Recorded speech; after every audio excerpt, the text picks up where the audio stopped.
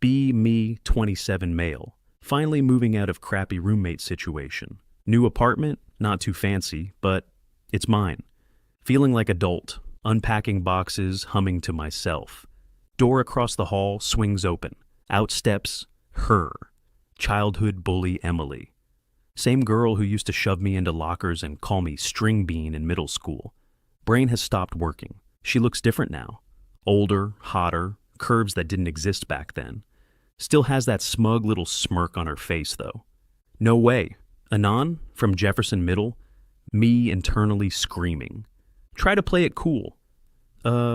Yeah. Hi. She laughs. Wow, guess I'll have to get used to living next to my favorite punching bag. Already feel blood pressure rising. Later that night, hear knock on door. It's Emily. She's holding 2 beers. Figured we should toast to being neighbors, nerd. The way she says it makes me want to both punch a wall and kiss her at the same time. We sit on couch, drinking. She teases me nonstop about childhood stuff. But in a weird way, it's not the same cruelty. There's warmth behind it, like she's testing boundaries. Still feel that old frustration, but also something else. Week later, starting to settle into new apartment. Life would be fine if not for constant run-ins with Emily. She's everywhere. In the hallway when I grab mail. In the laundry room, hogging the machines. In the parking lot, blasting music from her car. Every encounter her roasting me. Still folding shirts like your mom does it for you. Wow, your car's still alive? Thought that thing died in 2012. One evening, she knocks on my door again, this time holding router box. Hey, what's your Wi-Fi password? Mine's not set up yet. What the fuck .jpg? Give it to her because I'm not heartless. Later that night, change it to not your Wi-Fi. Next day, she bangs on my door. Seriously? Not your Wi-Fi? You're such a child. Says the one who used to stick gum in my hair. She narrows her eyes, smirk tugging at lips. Next week, things escalate. Laundry room war. I leave clothes in dryer too long. She dumps them in a basket and writes a note. You snooze, you lose, nerd. I retaliate with sticky note on her door. At least I don't shrink sweaters to doll size. One night, argument peaks. She storms into my apartment uninvited. You think you're funny, huh? Yeah, funnier than your entire personality. Face off it, we're inches apart, glaring. Tension in room changes. Not anger anymore, something heavier. Her eyes flick to my mouth for half a second. Brain short circuits. Before I can think, we both lean in. Accidental kiss initiated. Messy, frustrated, like we're trying to outdo each other. Hands tangled in hair, pressed against wall. Door creaks open suddenly. Neighbor walking by, freezes. Sorry? Slams door shut. Me and Emily break apart, breathless. Stare at each other. That never happened? She mutters, cheeks red. Right, never happened. Both know we're lying. Week after never happened kiss. Things are weird. Emily avoids me in hallway, but also keeps finding excuses to knock on my door. Hey, do you have sugar? Can I borrow your screwdriver? My Netflix isn't working. Can I watch in your place? Like, bruh, you hated me for years. Now you can't stay away. One night, she shows up with a bottle of wine. Truce, she says, holding it up. Me, suspicious but intrigued. We end up sitting on couch, drinking and roasting each other's playlists. Her laugh softer than I remember. My guard starts dropping. Wine disappears faster than expected. We're closer now, shoulders touching. Silence falls, heavy and charged. She glances at me, biting lip.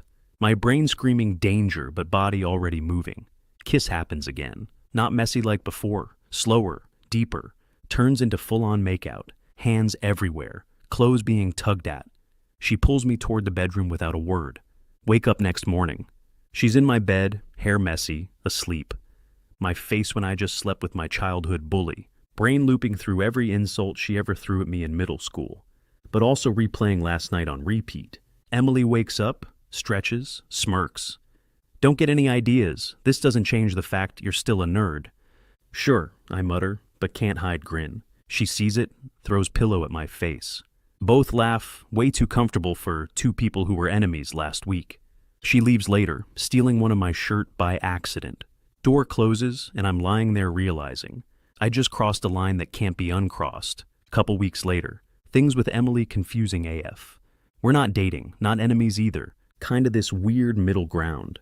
Flirt fight cycle continues. She steals my food. I change Wi-Fi name to still not your Wi-Fi.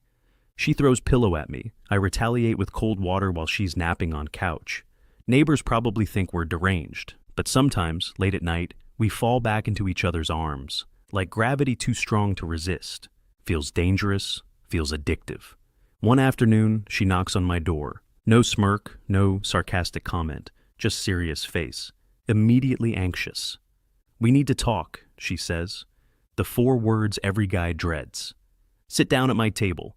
She fidgets with sleeves of my stolen hoodie. Finally blurts out, "I'm late." Brain stops working. "But like late to class?" She glares. "No, idiot!" Late. Nervous laughter comes out of me like broken car engine. "You mean?" She nods, eyes sharp, but voice shaky. "Yeah." Sit there in stunned silence. Flashbacks of every roast, every fight, every pillow war. Never thought this is where we'd end up. Childhood bully turned maybe baby mama. She crosses arms, trying to look tough. "Don't get cocky. We don't even know for sure yet." I nod, heart doing parkour in chest. But in that moment, realize something insane.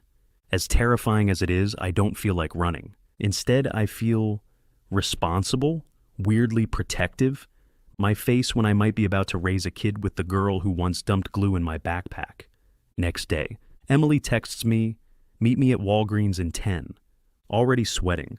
Walk in, she's standing in the aisle like she's picking out a new car. 5 different brands of pregnancy tests in her hands. Looks at me, dead serious. Which one screams accuracy? Me. I barely pass statistics. Why am I suddenly head of quality control for pea sticks?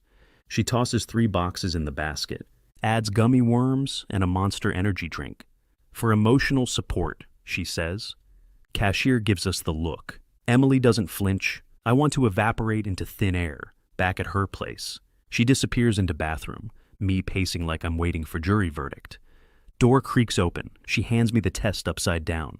"You flip it." I can't look. Hands are shaking so bad, it looks like I'm defusing a bomb. Flip it over. Negative. Huge wave of relief. Then guilt for feeling relieved. Look at her. She's holding her breath. It's negative. She collapses on couch, laughing and crying at the same time. I sit beside her, heart still sprinting. She punches me in the arm. "Don't get cocky."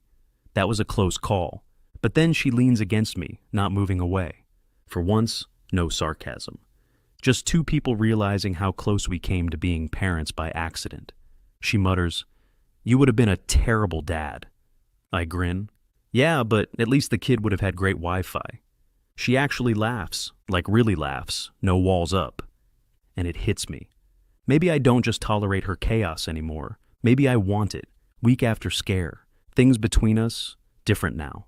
Still roast each other daily, still throw pillows when annoyed. But there's this weird softness underneath it all.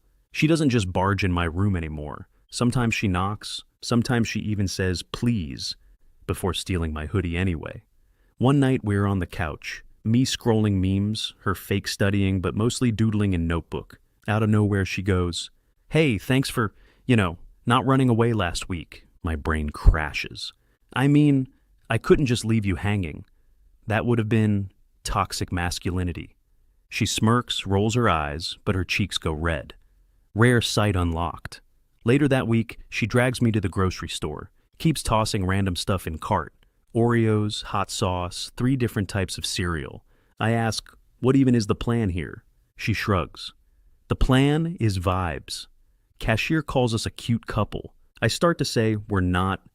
Emily cuts me off with a bright smile. "Thanks, he's all right." Me short circuits. Back home, she's sprawled on my couch eating cereal straight from the box. Looks up at me and says, "We actually make a good team." My heart does backflips, but I play it cool. "Yeah, until you eat all my groceries again." She tosses a marshmallow at me, hits my forehead. We both laugh so hard we can't stop. And for the first time, it doesn't feel like chaos. It feels like home. Timeskip.mp4. Been months since we stopped pretending to hate each other. Emily is officially my girlfriend now. No more stolen Wi-Fi fights, no more not your Oreos notes. Just inside jokes, shared hoodies, and way too many late-night cuddles. One Sunday afternoon, we're walking through the park. She's holding my arm, sipping iced coffee. Sun actually out for once. Miracle in Portland. We pass a young couple sitting on a blanket. Mom feeding baby, dad making silly faces to get it to laugh. Emily slows down for a second. Eyes linger a little too long. Soft smile on her lips she probably doesn't realize she's wearing. I catch it. Brain goes, click. Don't say anything right away. But in that moment, something shifts inside me. Like, damn. This isn't just jokes and Netflix marathons. I want that future with her. A few weeks later, I plan it out. Not flashy, not some over-the-top viral proposal. Just us. Make dinner at home, candles, her favorite wine. She laughs, says, "What's the occasion?" I say, "Nothing big. Just felt like celebrating you." Heart pounding harder than Final Boss music. Pull out small box, slide it across the table. Her eyes go wide, covers her mouth. "Emily, you turn my chaos into something I never thought I'd have. Home. And if you're cool with it, I'd like to make this permanent." She's already crying. Shaky laugh through tears. "You idiot! Of course I'll marry you."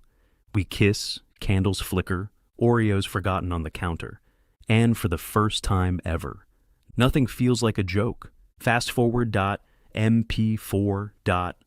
Months after proposal. Emily keeps staring at the ring like it's some kind of cheat code she unlocked. She shows it off even when nobody's asking.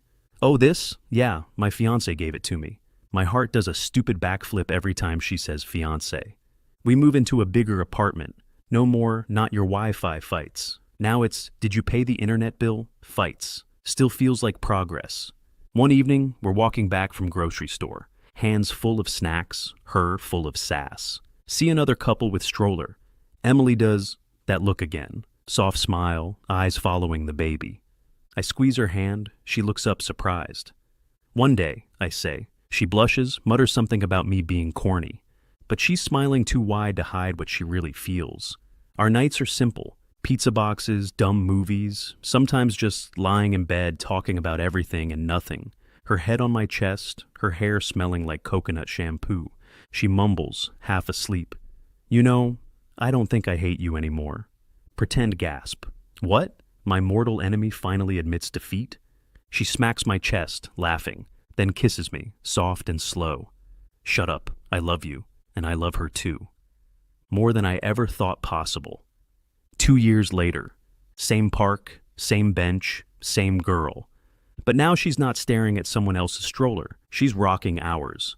Emily has that, "I haven't slept in 3 days, but this is still my favorite human look." Baby has my eyes, her nose, and already her attitude. Throws up on me, then smiles like it's a joke. Chaos clearly genetic. I sit next to Emily, hand on her knee. She smirks. "Remember when you renamed it to Not Your Wi-Fi?" We both laugh, baby gurgles like he's in on the joke. We're still us, still bickering over snacks, still making fun of each other. But now there's this tiny human that's half me, half her, whole new level of chaos. Watching Emily rock our kid hits different. The girl who once threw pillows at me now throws our baby into the air just to hear him laugh. Safe throws, don't worry. As we're leaving the park, she squeezes my hand. "You know," she says quietly, "I still can't believe it's us." I grin. "Me neither." "I thought you hated me." She laughs, kisses me quick, baby squeals. That feeling when mortal enemies turned co-parents.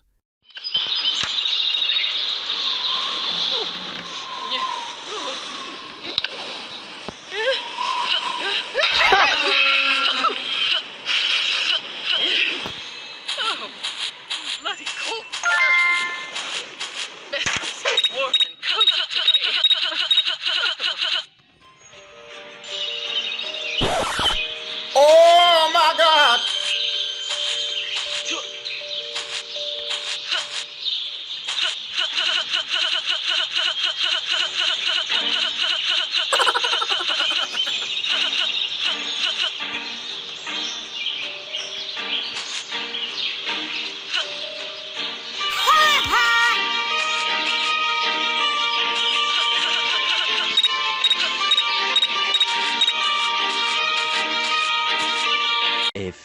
moments later.